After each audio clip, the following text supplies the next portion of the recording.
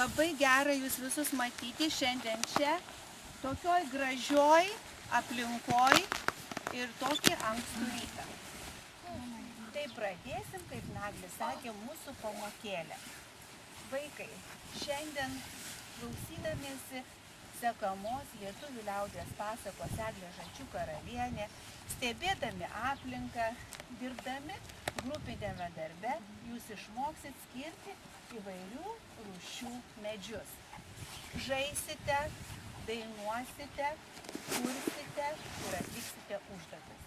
Kraujo puta, jei tu gyvas atplauk, balto pieno puta, jei negyvas atplauk,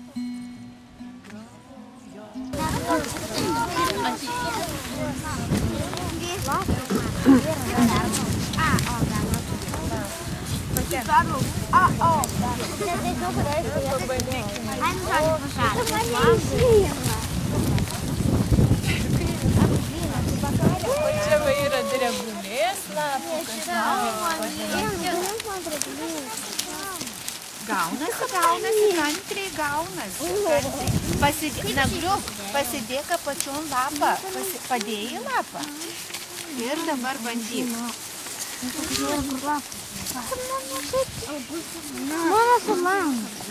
O tai mango gauna. Kažkoks netoks man gauna. O tai mango iš visi. Ar tai va? Kaip, ar gaunasi? Ne. O gal pabandykit pirštinytę vieną nusiimti? Gaunasi labai gražiai. Nepamirškit, aš sakiau, reikia dėti tą lapo pusę į viršų, kuri su gyslutėm. Va šitą. Atsistojo Virginija ir nebėra. Labai puikiai dirbote šiandien, bet šiandien vaikai jūsų laukia dar viena labai įdomi užduotis. Dabar, aš matot, rankytėje turiu tokį krepšelį. Nesakysiu, kad šiame krepšelėje yra ir jūs, kai trauksite iš to krepšelio kažką, tai jūs negalima žiūrėti. Dabar sutariam taip. Taip, įdėsit rankytę į krepšelį ir ištrauksit vieną kažkokį daiktą. Bet tik vieną. Ir jį laikykite rankytėje, nepameskit.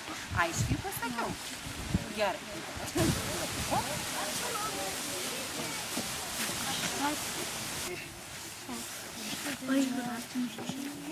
Diagrama. Jeigu 10. Diagrama. Va, matote, Tikrai 10 diagramą. Pasivalykite. Į servetėlę. Jo čia vaikiška servetėlė.